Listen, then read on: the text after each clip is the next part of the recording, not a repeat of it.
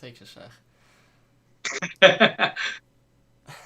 Hi guys and welcome back to the Mighty Blues. My name is of course Cameron and welcome back today to another live stream. As you can see to my right hand side, I nearly got me left and rights mixed up again for the second time in a row. That would have been proper embarrassing. We've got John here. I'm sure you all know John. You'll have seen John's face before. He's on Michael's channel, Network Michael D. They run the channel together. So we're here today to talk a little bit about general football and some general topics, because I think, you know, there's been a couple of things that have come up over the last sort of 48 hours or so that are worth addressing. One specifically being about the Bundesliga. If you didn't know, just briefly, the Bundesliga basically confirmed that they're ready to start playing football again on May the 9th, and it's just now awaiting government confirmation. Basically, they've sent it to the government, and the government have to say whether they're allowed to or not. I seen Dortmund posting pictures of their players back in training before with no face masks or nothing on, just as if it was everything back to normal in Germany. So I know that's probably music to a lot of football fans' ears, because at least there's something to watch, but we're going to talk about it today.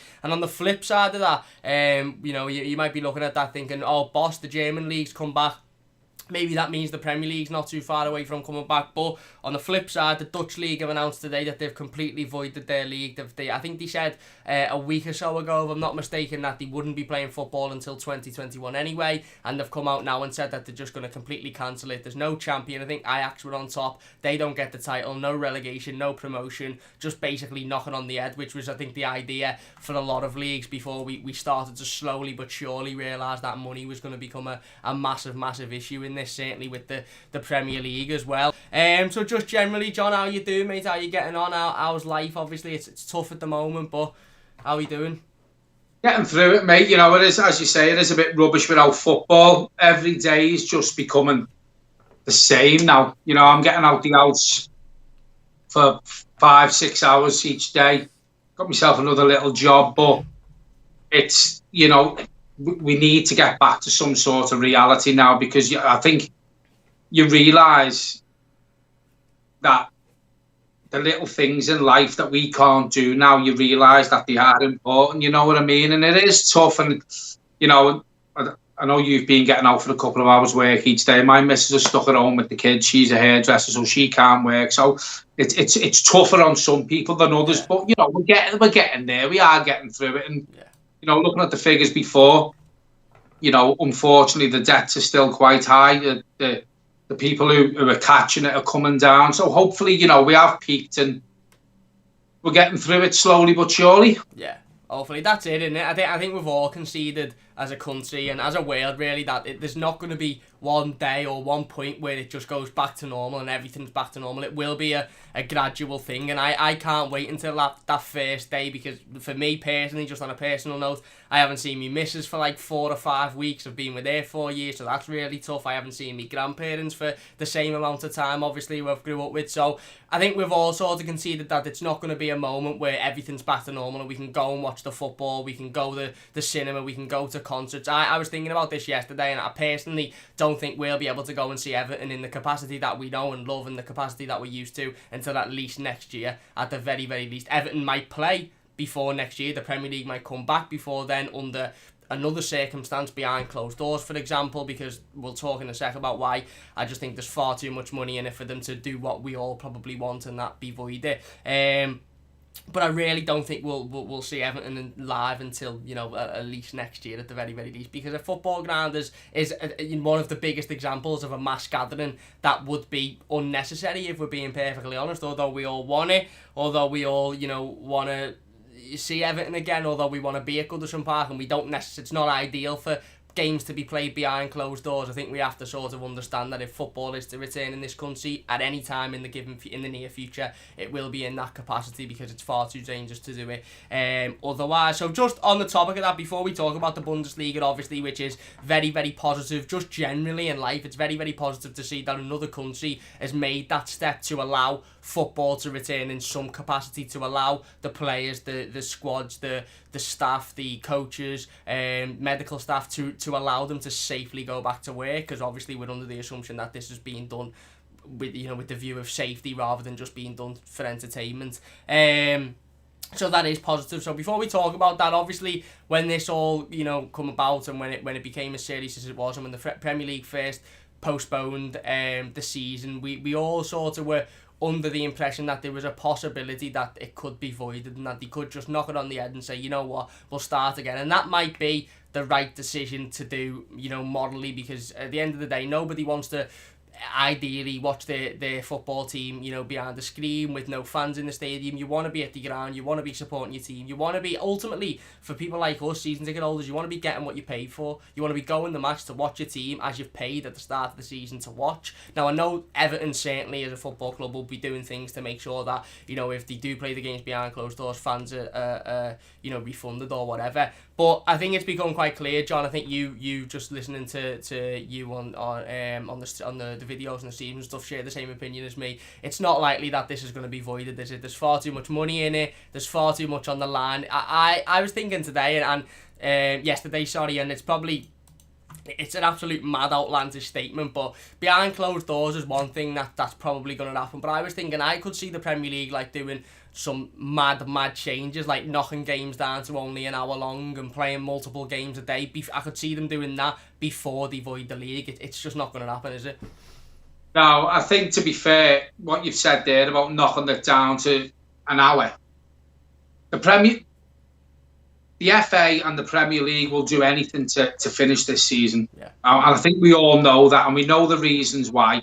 You know, now, let's be honest about it. Liverpool, it hurts me to say this, Liverpool do deserve to win the league, but this has tarnished it. Yeah. You know, what's gone on, this has tarnished it. It has tarnished it. Going back to what you said about the Bundesliga, someone had to make the step to make that move to start football again. Yeah. You know, and someone has, but then you've got the other flip side where they're saying there's no promotion, no relegation, so we still don't know where we are. Yeah. You know, I mean, there was a rumour yesterday about, I can't remember what they called it now, about certain teams are going to qualify for the Champions League from the Premier League, and I think it was teams who were already in it. Yeah. Well, but you've also got Man City who are fighting this case against them through financial fair play. So we don't know, and I messaged Michael and I said maybe this will be aiming towards null and void of the team, but then when I think about it, they're not going to null and void the league. They're not, you know, and I think they want it finished. I don't think we'll be back at Goodison this season. No. I don't think we're back at Goodison this side of Christmas. Not going to be the same watching the games on telly in front of an empty stadium, but, you know, needs must. UEFA need to make a joint decision on everything. You've got certain football federations making decisions, but then you've got another football federation, as you said, making a different decision and finishing it. So we need to all sing from the same song sheet, if you see what I'm saying, and maybe come to a decision where give them the league, no one gets relegated, and leave the positions the way they are. No one gets promoted, but maybe financially support them. Yeah. No, I agree. I agree, spot on, and a lot of the conversation about when you've spoken about when anybody speaks about voiding the league or ending it here, Liverpool fans, and it seems to be Liverpool are jumping up and saying you can't do that, that'll affect us. I'm not even thinking about Liverpool now, because like you said, Liverpool walked this league and they won it at Christmas for me. They absolutely won it at Christmas. So whether it comes back and the games are played behind closed doors, whether it doesn't come back at all, even playing games behind closed doors with no fans, they wouldn't lose every one of their remaining games, and City won't win every one of their remaining games, so they will win this league one way or the other.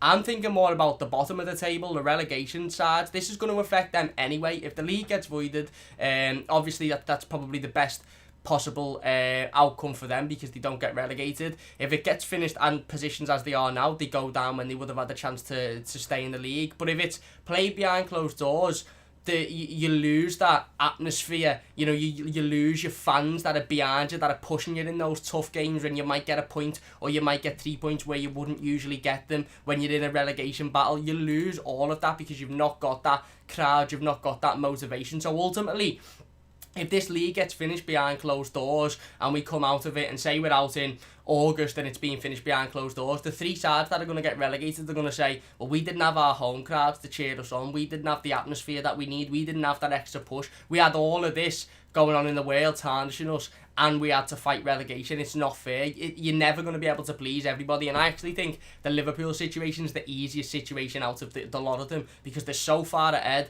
and it's so far known that they're going to win this league one way or the other. It's the teams that are like 2 or 3 points within each other at the bottom of the table. Like, you know, Bournemouth, for example, Aston Villa, they only need to win 2 games on the bounce and they're mid-table again. They're absolutely mid, but this could absolutely wreck their season completely. But Villa have also, I think Villa have got a game in hand as well. Yeah, exactly, and they'll jump massively with that game in hand as well. Yeah. But like you said, I agree. I think UEFA needs to step up and you know, grab this by the bollocks and you know, do what they should be doing and make a decision on everybody's behalf, really. And I understand that's difficult because, you know, different countries are in different situations, etc. And I understand, you know, where people are coming from as to say we just want football back. And, you know, as soon as they announced that the German League was back, there was people, you know, I've never really watched the German League. I'm not a fan of it, but if it returns on the 9th of May safely, I'll be watching the games because I just want to watch footy, because I've missed footy. I really just want to watch football. So I understand it, but it has to be done, obviously, from a safety point of view. And you know, Dutch League, you know, it must be a lot worse in the Netherlands than it is in Germany, because obviously the deemed football can't even return until 2021. So it's a difficult one. It is a difficult one, but I agree. I think if you allow the different football associations and football organisations to make decisions on behalf of their country, which may be right, may be wrong, you're gonna get different leagues playing, you know, at different times, and different leagues finishing in different ways. And you know what? For me, I'm an Everton Football Club fan. I watch Everton, and ultimately I don't really care about any other team. So if the English Football League say, yeah, we'll complete the league, and the Germans say we'll complete it, and the Spanish and the Dutch and the Italians say we won't complete it, for me, that doesn't really matter. But the first people that'll be moaning about that are UEFA, because that'll massively affect the Champions League. It'll massively affect the Europa League. Because what happens now with the European competitions now? Where do Ajax just go into the next European competition? Whoever finishes in the top 4 in the Premier League, if that is to be finished, do they go straight in, or what happens if different leagues are voiding and different leagues are you know, unable to restart because of what's going on in their country? That's ultimately just going to affect the European competition. So UEFA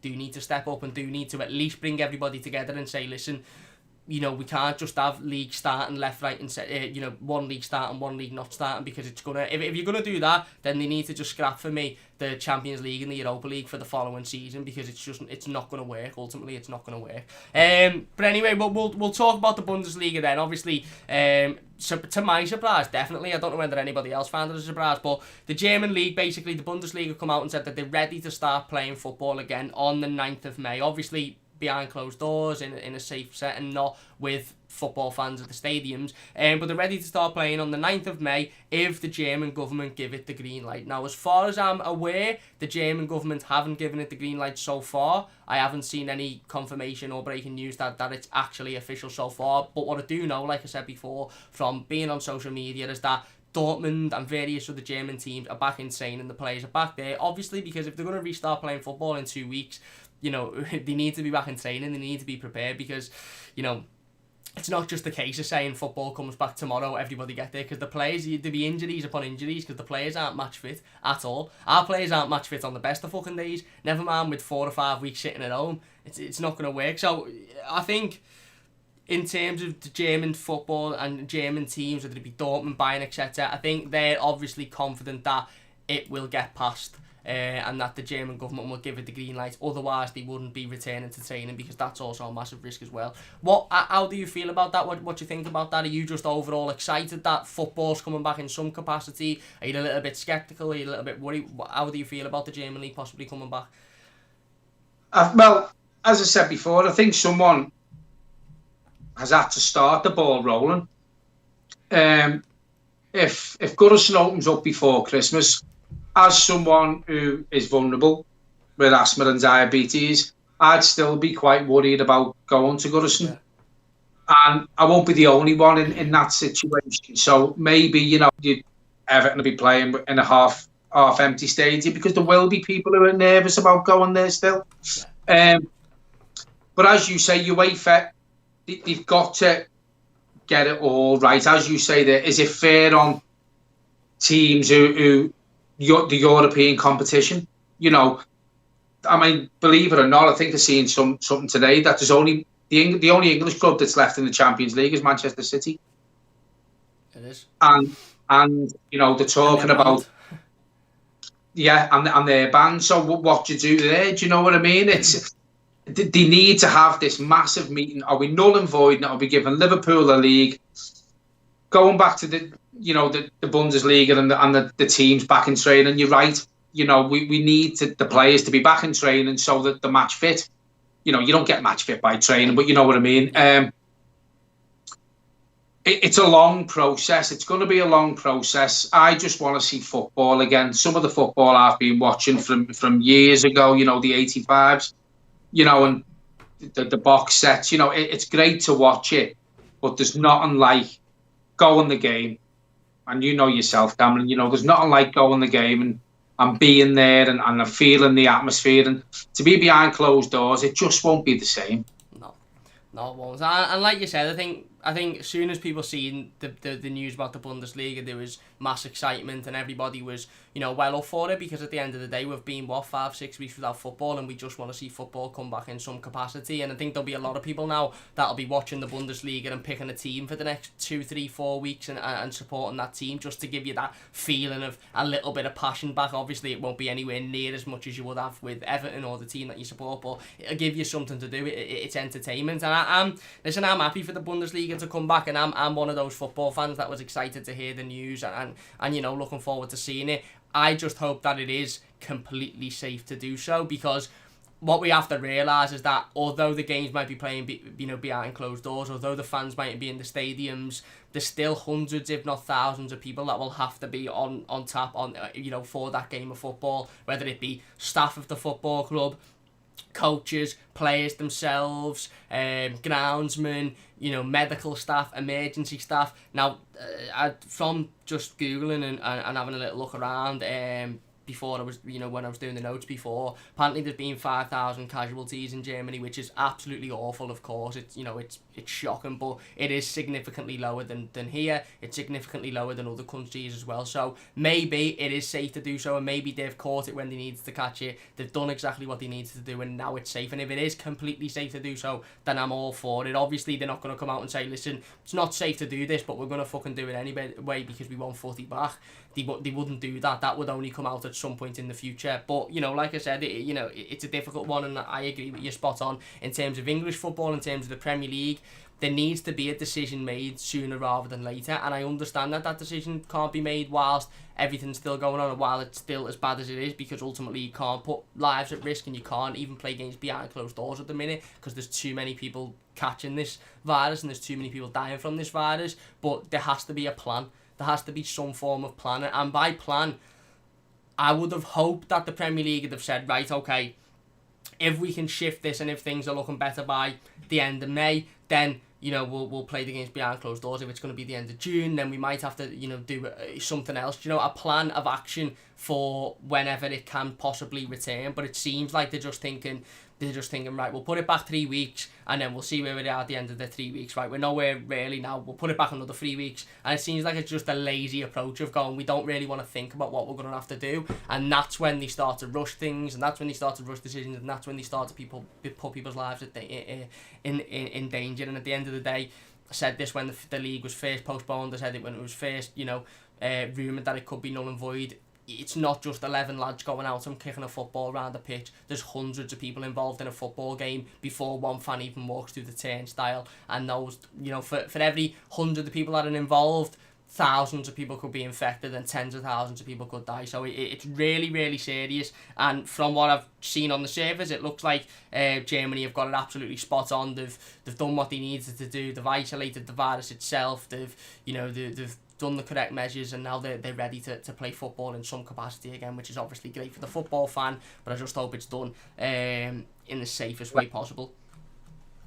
Just on the flip side of that, obviously, you know, the Dutch League is again, you're seeing one side to the other, one extreme to the other. The Dutch League have announced today, I think they announced, like I said, a couple of weeks ago, that they weren't going to be playing football until 2021 anyway, but they've announced today officially that the league there's not going to be a champion. Ajax, who are currently top, aren't going to get the title. There's going to be no relegation, there's going to be no promotion, and again, it shows that, you know, Germany's only a couple of hours away from here. The Netherlands is 45 minutes on a plane, 50 minutes on a plane, and the so contrasting in terms of how that country is doing it in terms of the virus. So obviously that's guttering for Dutch football fans, but at the end of the day, what needs to be done, doesn't it? And I think it's the lack of communication from the Premier League and what's going to happen, and obviously we want to see our football team back, but we understand they can't come back, and you're spot on there. There'll be a lot of fans at Goodison Park, whenever we're allowed to go back to Goodison Park, that are a little bit hesitant as to go back, because at the end of the day,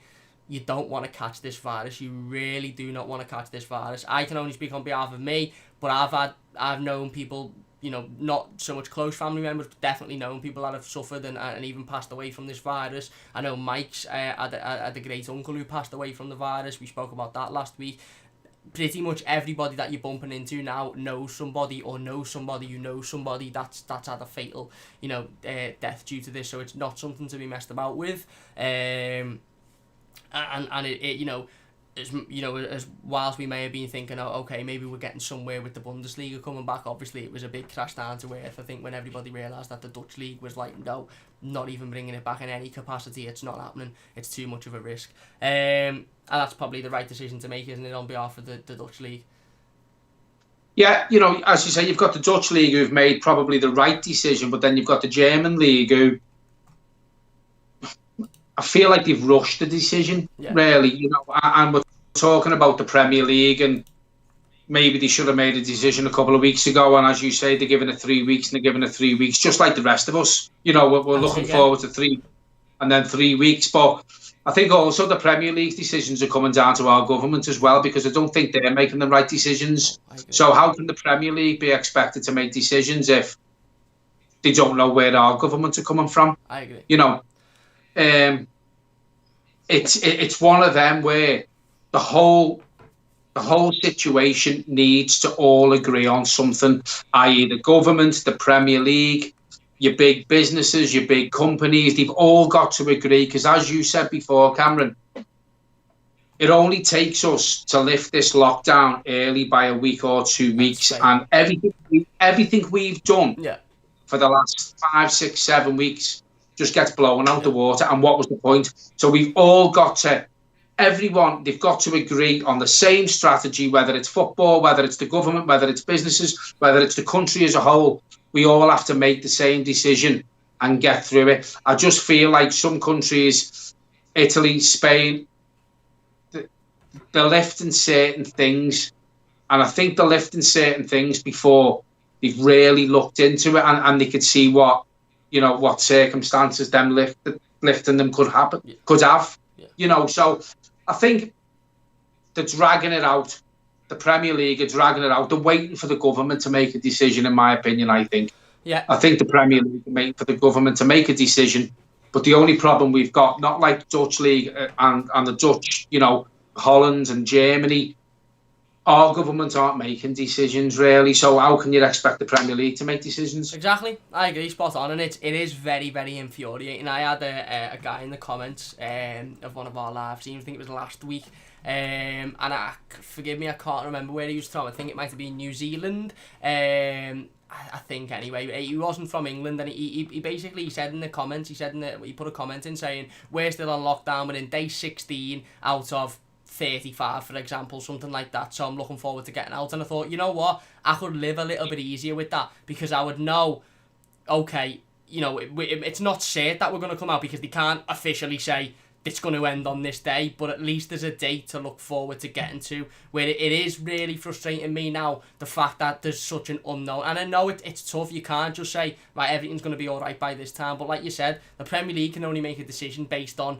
the government's advice, and the government's advice at the moment is basically, we'll give it 3 weeks per time, and then we'll see where we are at the end of those 3 weeks. And listen, as a football fan, I unless it's safe to do so, I don't want to see football back. For all of the entertainment it gives us, for all of the emotion it gives us, for all of the love we have for Everton Football Club, for all of the, you know, how much we're missing the players, I don't want to see football back in any capacity unless it's absolutely safe to do so. And that's why I'm a little bit hesitant with the German league, because if it's absolutely safe to do so, boss, but again, I'm a little bit hesitant as to whether it is 100% safe to do so, because like you said, you're absolutely spot on, John. It only takes us to to come out of this for a day, or it only takes, you know, a bad decision to be made and everything that we've done previously gets blown out the water and we're back in shit's creek again, because this isn't pissing about. This virus isn't messing about whatsoever, and it's already been frustrating to see people that aren't following the rules already, people that are sitting in parks sunbathing, people that are playing football on the Astro with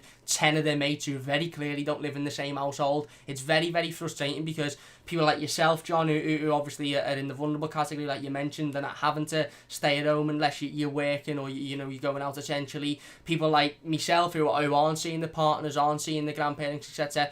It's a smack in the face when people are just acting like this is just a joke and like, oh, it'll be over soon, whatever. I won't get infected. And at the end of the day, there's just too many arrogant people in this country and in this world that, you know, you're never going to be able to change their thoughts and opinions until it directly impacts them. And it mightn't directly impact them. They might be very, very lucky. But it'll directly impact somebody that's sat at home for 4 weeks, 6 weeks, not leaving the house because they're doing what they've been asked to do. And, you know, in terms of football, it's getting to a point now where you can tell with the FA, you can tell with the Premier League, they want to finish this league. They absolutely want to finish it. Now, whether that's because there's a certain team that are 25 points ahead of everybody else, or whether that's because there's hundreds of millions of pounds riding on this league, hundreds of millions, possibly even billions of pounds riding on this league. There's billions of pounds worth of players in the league, you know, teams, tournament prizes, the money that teams get for finishing in European competitions. There's far too much money relying on this for them to just go, you know what, just knock it on the head. And that's sad, because at the end of the day, money shouldn't be coming into this whatsoever, because it's people's lives, and if people's lives are at danger, money shouldn't be even in the thoughts. But we know full well, in the thoughts of some people, the first thought is money, and they're not really asked. As long as they're safe, they're not really asked about anything else. So you know, it's the Bundesliga coming back is positive in a way that, you know, we'll have something to watch. There'll be football, there'll be something to entertain us. But for me personally, I'm just a little bit wary that, you know, it might be too early, like you said, and if it is too early, that's going to be detrimental on Germany, absolutely detrimental on Germany, and it's going to be heartbreaking to see. If it's not too early and they've done everything right, then what we need to do as a country is we need to look at Germany and go, what the fuck have they done? Let's follow what they've done. But if it doesn't go right, then it's going to be devastating. It is. Anyway, we'll dive into the live comments now. I do also want to talk about Everton, obviously, because that's why we're here. It's an Everton channel. We're both wearing Everton tops. We need to talk about Everton. If you're enjoying this team, don't forget to leave a like, by the way. It only takes a second. Subscribe to the channel if you're new as well. Eugene says Everton have asked about a Barcelona defender. Yeah, the young kid. I don't know an awful lot about him. I believe he's something like 16 years old. He was rumoured a couple of weeks ago. Do you think we need another centre-half? I know we've been strongly linked with Gabriel and there's potential that could happen, but would centre-half be a position that you would go to as a matter of urgency this summer? I wouldn't say it's a matter of urgency, but I'd love another centre-half. Yerry Mina puts the shits up me when he has the ball, to be fair. Mason Holgate has come on leaps and bounds at centre-half. Yeah. Wouldn't bother me if Michael Keane left in the next transfer window. So obviously there is a position to fill. Yeah. I personally, centre back is one of the positions that I want to see filled by someone coming in. Yeah, spot on. I agree. And I also think that if we can get rid of one of those centre-backs, whether it be Michael Keane or Yerry Mina, I'd probably rather sell Michael Keane. It opens up, you know, again, a bigger pool for financial fair play and for bringing players in, because whatever we get for him, we can get 20 million for Michael Keane, that's 60 million we can spend on players. And of course, every transfer, I say this on every stream that we mention transfers, we're talking as if, I know it's very, very tough to do because of what's going on, but we're talking as if there will be a summer transfer window and that there will be another season at some point in the future. Just let's try and think that will happen, obviously, because we know that there mightn't be a transfer window, so we mightn't bring anybody in, but obviously to talk about transfers, there has to be that thought. CJ says, great to see John on, love both channels, mate. There you go. Cheers, mate. Thank you. Ethan says, what would you do with John Joe Kenny next season? Now, this is obviously really, really interesting because Schalke manager David Wagner come out midweek and said that basically, as much as they may want John Joe Kenny, it's never going to happen because they can't afford what we'd want for him. The only way it could possibly happen is if he went back on loan for another season. The right back position is a real tough one for me because I don't want to sign Jibril Sidibe as a right back because I don't think he can defend. I think he's about as good a defender as me, and I'm really not that good. Let's be perfectly honest. And I don't think Seamus, so much as I love Seamus Coleman, I don't think he can play 38 games in the Premier League season. I'm not convinced John Joe Kenny's good enough to play in an Everton team that will be fighting for Europe next season, hopefully. How do you feel about John Joe Kenny and the right back position overall? Would you go out and just buy a completely new right back, or would you give the trust in John Joe Kenny? No, totally agree. But yeah, I think, and I said this on Michael's channel when I done a video the other week, I don't think the people behind the scenes at Everton fancy John Joe Kenny. No. I think he's had his chance. I think Seamus Coleman hasn't been the same player since he got injured. And I think people who watch my rant on Twitter regarding Sidibe, I think they all know how I feel about him. So definitely need a right back. Now, if it's the right back from Barcelona, I think we've been linked with, you said. Young, 16, I think we need to bring someone who's in, is more experienced, obviously. Right back, again, is one of the positions that I would gladly fill. I don't think Sidibe's good enough.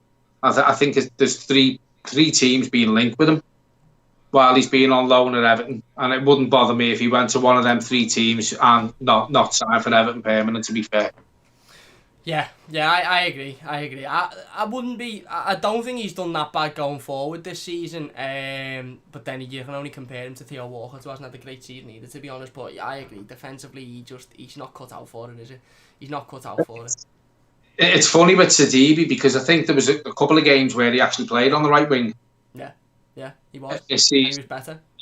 I thought he's done okay, to be fair. But as you said, defensively, he's poor. Positional sense is poor. It's dreadful. And in terms of John Joe Kenny, I haven't, again, like I said before, I haven't watched the German League this season. I don't know an awful lot about the German League. John Joe Kenny will be back if the German League returns in 2 weeks. So maybe this will give a lot of Evertonians the chance to sit down and watch Schalke and watch John Joe Kenny if he does return with the German League, if that does get passed. And that'll obviously be a positive thing for us to know how he's developed and where he is about. I know that Marcel Brands and Carlo Ancelotti and the people that are paid to do that job will have been monitoring John Joe Kenny's progress. And obviously it's interesting. Listen, before he went out on loan, I don't think John Joe Kenny was good enough to play for Everton consistently in the Premier League. I don't think defensively he was good enough, and I don't think he offered enough going forward. But I'll say this, because I said very similar about Mason Holgate before he went to West Brom. I said I don't know if Mason Holgate's good enough to play in the defence for Everton. Certainly not centre-half. I don't think he's big enough. I don't think he uses his strength. And he come back from having one season in a league where he knew he was the bollocks. He knew he was the Premier League player. And he sort of come back with this, not only inner confidence, but ability as well. He suddenly started using his body, he started using his ability, his pace, his strength, and ultimately now I think it's fair to say he's probably our best centre half, certainly on form. So I'm open to seeing what John Joe's, how he's improved, what he's done in the German League. I know Schalke really like him, but obviously again ultimately we're not going to know if he fits back in unless we bring him back in to the team, see how he plays, and then decide whether to sell him if he's not good enough. The next transfer window, again, as if it will be this summer, will end after the next Premier League season started anyway, because it's been extended now, so it doesn't end the day before the Premier League season starts. It ends on the 1st of September or something, which will end up being 2 weeks into the season. So maybe they'll look at playing him for a couple of weeks, playing him through pre-season, see how he goes, and then obviously having that spell to be able to make that decision. But it's a tough decision right back, because we definitely, one way or another, we need to bring a right back in, whether it be John Joe Kenny back in to play permanently, or whether it be a total new player. Sure, you've seen Mike's comment there. I'm not gonna read the first one. He says my hair is beautiful. I've literally just got out the shower about an hour ago, mate. Done the old tick with the computer, thinking my computer was like the best thing ever, and thought I'll just press the button and it'll come on all bright and shiny, and it takes like 600 years. So, Union says Napoli will close the door less for Allen if Everton sign Lozano. Lozano's a link I haven't seen an awful lot recently. Allen obviously we're being linked with near enough every day. I don't know about Allen. I really don't know. I think it's a lot of money for a player of that age. if he was coming a lot cheaper, I'd probably take him, because I always look back to the Gareth Barry signing, and I remember when we first brought Gareth Barry in, and I thought, what are we doing bringing this fella in who's at the end of his career isn't going to offer us anything, and he was still absolutely unbelievable. But to pay £30 million for a player of 29 years old, I think he is, isn't he? And not have that guarantee, I don't know. Look at what's happened with Fabian Delph. I mean, we didn't pay an awful lot for him, but he hasn't come in and done what we expected him to do. How do you feel about Alan? Would you bring him in? Would you pay the money? And Lozano as well on that topic as well. Do you like the look of him? We probably do need a right winger, if we're being honest. Yeah, I'd rather have Lozano over Walcott all day. I said on a previous video, I think this disease that's happened now, I think it's changed the face of football financially. Yeah. So whereas you say Alan was going to cost 30 million, you'd probably get him for 20 million, 20, 22, 23 million. I think the big transfer days and the big wage days, I think this has changed everything regarding that now. I seen something today going back against what I've just said, a joint deal for Alan and Lozano for 70 million euros. Okay. I haven't seen that. I must have I've seen that rumoured before. That, again, if it's right what I'm saying about the transfer fees and you know, the wage fees and what have you now, you'll get them both players for a lot less than that. I'd have Lozano.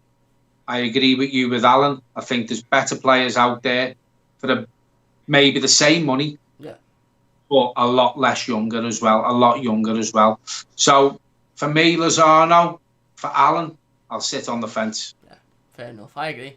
And the Alan one will be a massive, massive risk. And a risk that we almost can't take. We've spent far too much money on far too many players that haven't worked out in recent years. And by recent years, I mean post David Moyes. The last 7 odd years, we've spent far too much money, 50 million here, 40 million there, 30 million there, on players that just haven't worked out, and we can't afford to do it again.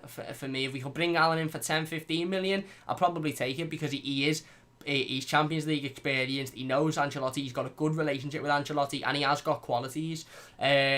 But for the money that they're originally quoting, I personally wouldn't take it. And I'd love Lozano as well. I would. I think, again, he's another player that knows Ancelotti, knows Marcel Brands from the PSV days.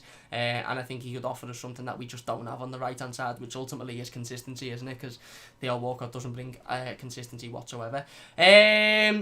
Eugene, favourite Everton football kit of all time? I like the yellow kit back in the day. There's been loads. My favourite Everton kit of all time? Don't know, to be honest. You know, I like that season, you know, where we had the silver detail inside the badge.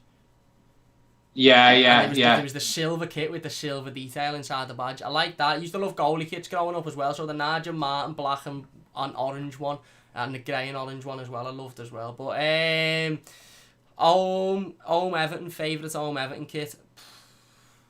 I don't know, to be honest, mate. You got any ideas? I think the one I liked was the one we had the year before they changed the badge. The Nike one with the white thing, yeah. Yeah, I know it, yeah. I like that one, yeah. It was the white trim round the arm. Yeah, that was it. I also like this one as well. Reminds me of Samuel Eto'o playing in this one. Yeah, I like that one you've got on. I was about to say probably that one. I do like I didn't mind.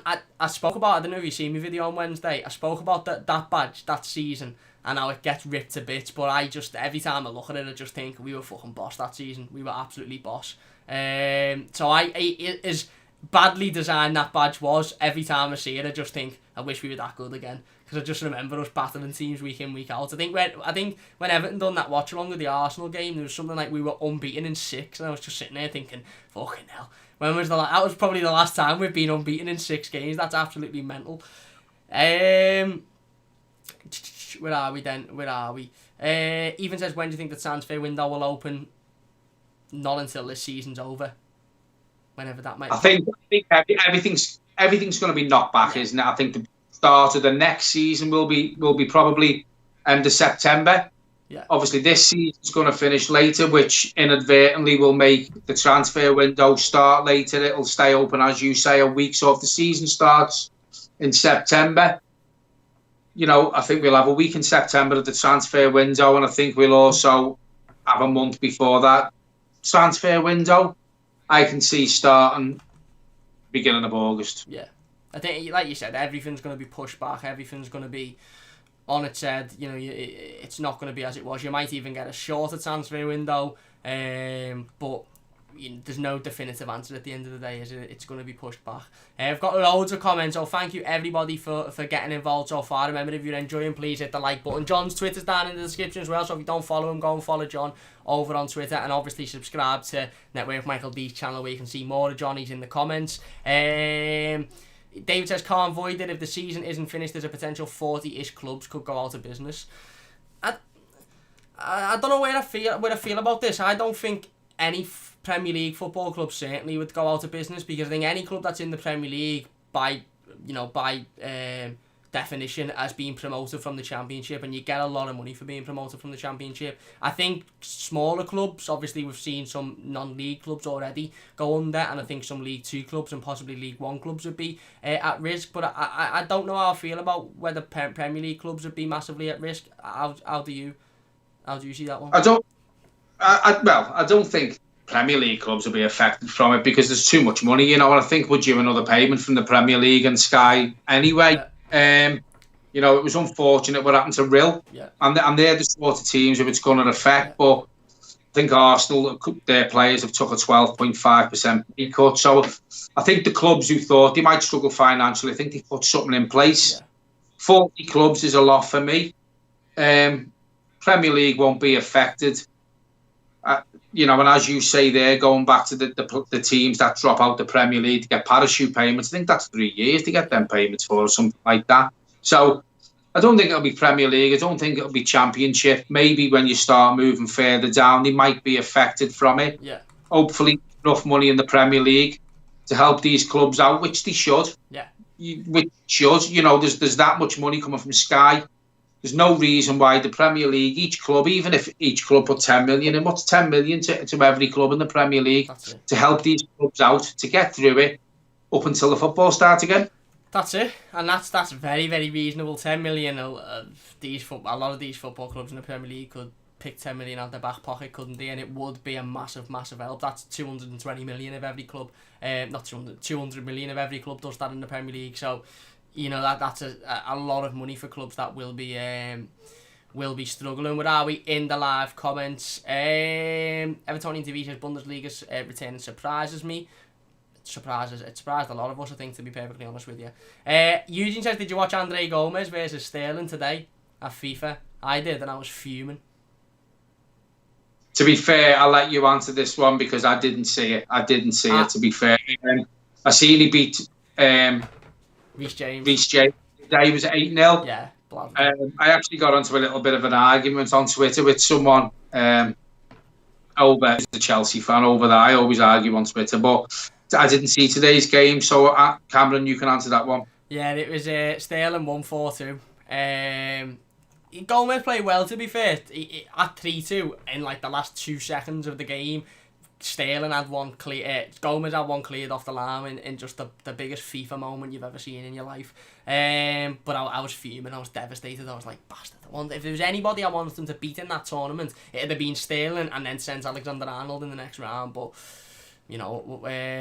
can't have what we always want, can we? Ewan says, favourite Everton Football Club manager of all time. Mine's Howard Kendall and Joe Royle. Mine would be Ancelotti now, but obviously he's only been here for a short amount of time. It's tough to not say David Moyes. I've only known David Moyes, Martinez, Koeman, Allardyce, Ancelotti. So I'm on the fence. I want to say Ancelotti, but he's not been here very, very long, and David Moyes did give us a lot of consistency that we needed at the time. Who do you think? What are you saying? See, I've got a lot of years on you, Cameron, so I remember the Howard days. I went in 85. Got definitely one up on me then. I think Ancelotti, from all the managers we've had when Howard was there and when we were successful, Ancelotti's the biggest name, obviously. Yeah. He's the one who's given me the biggest goosebumps when I look at him as a manager on the touchline at Goodison Park. But for me, it's Howard Kendall. He put Everton on the map. More so recently, we've had Harry Catterick in years gone by, and Joe Royle done great. with us when he come in. You know, he had a big fight on his hands when Joe Royle come into the club. But for me, it's Howard. You know, Howard epitomises Everton Football Club for me. I'm 37 now. No, I'm not 37. 45, 46, nearly 47. Howard Kendall epitomises Everton Football Club for me. You know, you were saying before about you just want to see live football. I've been watching many games from Everton on DVDs and other things of watching it and looking back to the 80s and the 90s when Howard was there. I still get goosebumps now. Yeah, spot on. I've talked to my dad obviously many a times over the years about Howard Kendall, and I was watching an interview, and it was Adrian Heath, and he spoke about how Howard Kendall actually approached him to join Everton before Howard Kendall was the manager of Everton. I think Howard Kendall was at Stoke or Norwich or somebody at the time, and he phoned Adrian Heath and said, listen, I want you to sign for Everton. And he was like, you're not even manager of Everton. He was like, yeah, but I will be manager of Everton soon, and I want you to sign for Everton when I am manager of Everton. So Howard, obviously, like you said, he fully epitomises the football club, and he was Everton through and through, and he was also our most successful manager of all time. And you know, Ancelotti, like you said, is in terms of pedigree, what he's won, where he's been, is the in terms of overall football. But Howard Kendall was Everton through and through, and you know, I'm absolutely gutted I never got to see Howard Kendall's Everton team. I really am. We'll do another few comments then before we end this team, because we're getting on a little bit now. If you're enjoying, by the way, please hit the like button. It only takes a second, and don't forget to subscribe to the channel if you're new as well. God says, for someone like myself in the US and MLS getting postponed after 2 game weeks, the season when it comes back will be played behind closed doors, which sucks because my team hasn't even gotten to play a home game yet. Yeah, you know, it's going to be like that for a lot of teams, isn't it? A lot of leagues, you know. I don't think there'll be many football fans on this world that will get to see their football team live before next year. I really don't. Now, obviously, you take what you're given in terms of behind closed doors and watching in some capacity, but I was thinking this before, I'm going to be absolutely fuming if it goes behind closed doors and we beat Liverpool. Well, do you know what? Everton are just Everton, it wouldn't they? Yeah, if that happened, just Everton, wouldn't they? You know what I mean? We've waited this long for it. And you know what's funny? Because there's people on your channel, there's people on mine and Michael's channel on Twitter who haven't seen Everton beat Liverpool. Yeah. You know, ever. When did we win?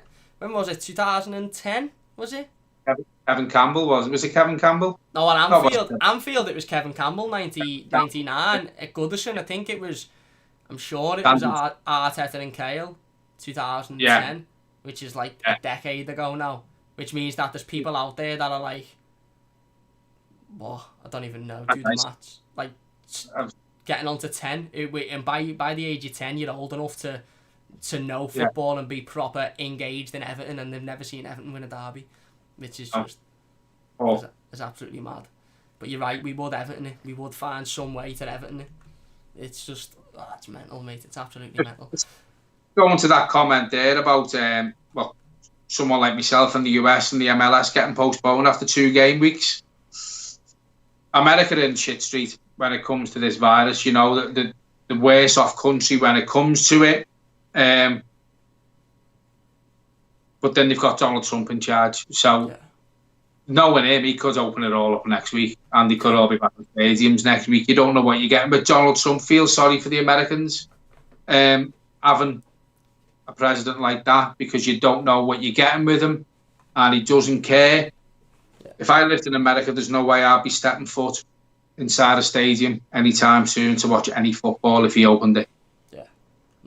I think it's probably a bit similar with if the Premier League turn around tomorrow and said, right, you can go and watch Everton at Goodison Park, although we'd all probably initially go, get in, after a few hours we'd go, nah, not going whatsoever, because it's simply not worth it. And like you said, even if they don't open the stadiums until next year, there's still going to be that, you know, little bit of hesitancy. Even if the virus is completely under control, there's vaccines, people are getting better, it's got less of a fatality rate, there's still going to be people that are a little bit like, you know what, is this worth it? You know, is football worth risking your life? No, it's not. Ultimately, it's not. We'll go through a couple more then before we end this team. I just want to say as well, I've seen some mad comments in there about Jess not watching from day one. Jess has been there since literally the minute I pressed create on the channel. So yeah, get that one out the way. Abigail says it'll be August, September, maybe a new start. I think Lozano will come on loan. I don't know. I think they want too much. He's one of their key players. Or he's one of their he's one of their players that they could make a lot of profit on. So I don't think they'd be willing to let him on loan. We'll go for Wayne says, John, any thoughts on Saka and Michael and merging channels with Cam? Michael's watching at the minute, so we'll have to speak to Cameron privately over that. But no, listen, all jokes aside, Michael's been great for me. I helped Michael out. Me and Michael have become really, really, really good friends. I think Cameron knows that anyway. I come on to help Michael out, and I got a feel for doing all this. It's the first live I've done. Probably come across a bit nervous, and I'm looking down. I've actually got an iPad looking at the comments myself. But now, prepared. I love it. Yeah, you're doing my job. Michael's been brilliant with me, and I was a bit nervous at first, and each video I've done, I got a bit of confidence. As Michael said on his videos, what he's done with me, what he's done on his own. We've got plans for the channel to progress. Hopefully in the next few weeks, maybe in the next couple of months, when we all know what's happening. So there is big plans now. No disrespect to Cameron, I'm with Michael, so I think Cameron wouldn't want me anyway. Cameron's brilliant at what he does himself. Cameron doesn't need someone like me. I'm only an understudy to Michael, so Cameron doesn't want someone like me with him. I'm happy with Michael. Thanks very much. We're a trio anyway. We're always on each other's channels, left, right, and centre, and whenever there's a match, so you'll always find us in the same room somewhere or on the same stream somewhere. We'll go over this last one then. Lavid says, sadly I had a school day after the Bayern Munich second leg, but I've seen Sunderland at home and QPR at home that season. Happy days. 83, 85, 86 he's talking about there. Again, that was well before I was born, so I've only seen it from film, from clips, from people talking about it. Never witnessed it, but hopefully the days will come under Carlo Ancelotti.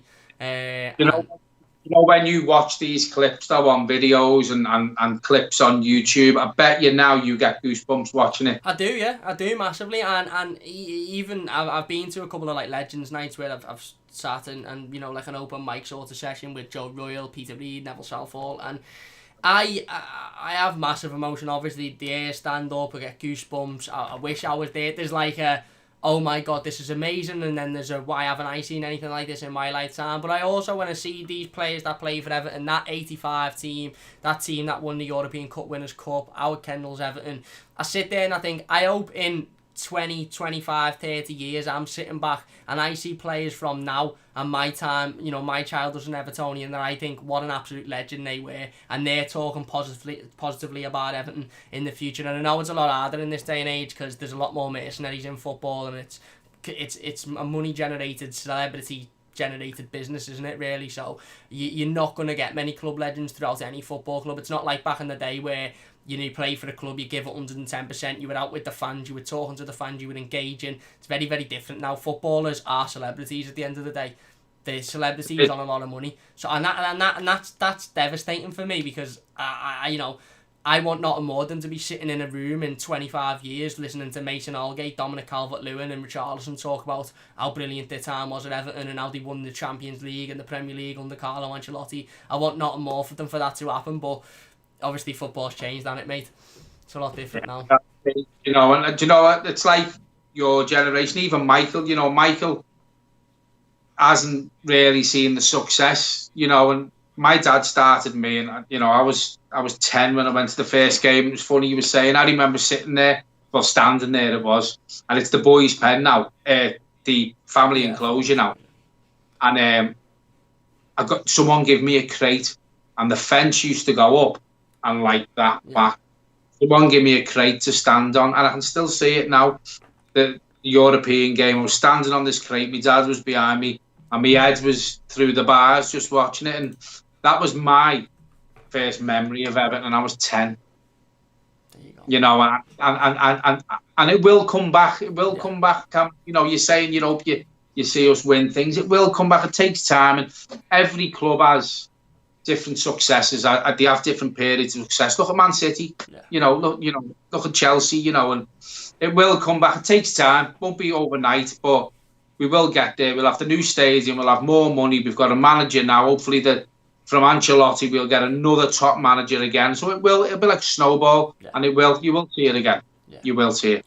Fingers crossed, fingers crossed. That's going to do it for today's live stream anyway. A massive thank you to everybody for watching. Obviously, a massive thank you to John for coming on and joining us today. You can see more of John in the links in the description. I'll leave his Twitter and the channel, Network Michael D channel, where you can see John every week there talking about Everton and all things football as well. So a massive thanks to John for coming on. Wayne says, take care everyone, stay safe. Wayne says, have a boss weekend, Blues up to fucking toffees. Certainly, mate. We'll be back live on Monday with the Talking Rubbish Transfer Show, 5:15 on Monday night. So don't forget to join us for that one. Please leave a like on the video if you've enjoyed. Subscribe to the channel if you're new as well. Anything to say, John, before we go?